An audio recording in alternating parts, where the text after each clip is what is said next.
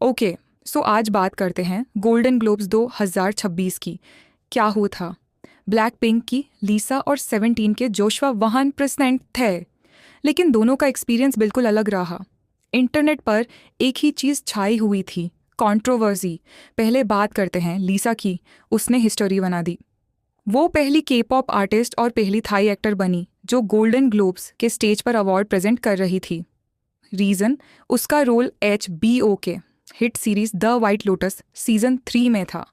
बहुत अच्छा रोल था, क्रिटिक्स ने भी अच्छी तारीफ की।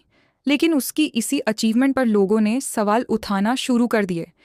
कहने लगे, इतना छोटा रोल है, हाँ, इतना लिमिटेड स्क्रीन टाइम है, फिर ये मौका क्यों? सोशल मीडिया स्पेशली रेडिट पर लोग बोल रहे थे कि दूसरे प्रेजेंटर्स के मुकाबले में लीसा एवरेज व्यूअर को नहीं पता होगी, यानी उनके लिए ये अपॉर्चुनिटी अनडिजर्व्ड थी। और फिर आया वो मेजर पॉइंट, उसका रूमर्ड रिलेशनशिप फ्रेडेरिक अर्नोल्ड के साथ, जो LVMH वॉचेस का CEO है। इसी वजह से उसे नेपो गर्लफ्रेंड कहलाया गया। लोग कहने लगे कि उसकी सारी सक्सेस और अपॉर्चुनिटीज़ उसके पार्टनर की वजह से आ रही हैं, न कि उसके अपने काम से। ये बात हर बार आती है, चाहे वो विक्टोरिया सीक्रेट शो हो, ऑस्कर्स परफॉर्मेंस हो या वैनिटी फेयर का फीचर। हर नई अचीवमेंट के बाद वो ही सवाल, इसने ऐसा क्या खास कर लिया? अब आते हैं जोशुआ पर। 17 के जोशुआ भी वहाँ थे। उनका आना लेक्सस के पार्टनरशिप की वजह से था, जो इवेंट का स्पॉन्सर था। उन्होंने भी रिसेंटली एक एक्टिंग एजेंसी के साथ डील साइन की है फ्यूचर प्रोजेक्ट्स के लिए। लेकिन सन कर अजीब लगेगा, जोशुआ के लिए बिल्कुल ऐसी कंट्रोवर्सी नहीं बनी। लोगों ने बेसिकली एक्सेप्ट कर लिया। हाँ, थोड़ी सी बात उस फिल्म के पॉप डीमन हंटर्स के कमेंट पर हुई, लेकिन वो भी उस लेवल की नहीं थी जो लीसा फेस कर रही थी। यहाँ पर क्लियर डबल स्टैंडर्ड नज़र आता है।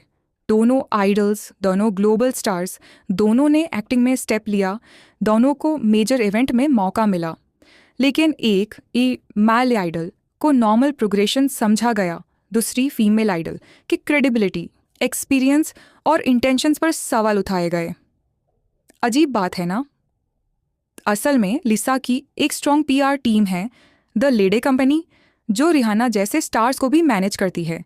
तो यह सब अपॉर्चुनिटीज़ उसकी प्लानिंग और करियर मूव का हिस्सा हैं। उसका नाम खुद एक ग्लोबल ब्रांड है। अगर कोई एक्टर नया फील्ड ज्वाइन करना चाहता है तो वो उस फील्ड के इवेंट्स पर जाएगा ना, बिल्कुल नॉर्मल बात है। मगर आजकल का कल्चर ऐसा हो गया है, स्पेशली टुवर्ड्स सक्सेसफुल वुमेन, कि उनकी हर चीज़ को उनके पर्सनल लाइफ से जोड़ कर देखा जाता है। उनकी मेहनत को ओवरलुक कर दिया जाता है। ये सिर्फ के पॉप की बात नहीं, वर्ल्ड वाइड फिनोमिनन है। फाइनल वर्डिक्ट, लीसा का गोल्डन ग्लोब्स पर आना एक पॉजिटिव करियर स्टेप था। यूज इस तरह के होश क्रिटिसिज्म का हक नहीं था।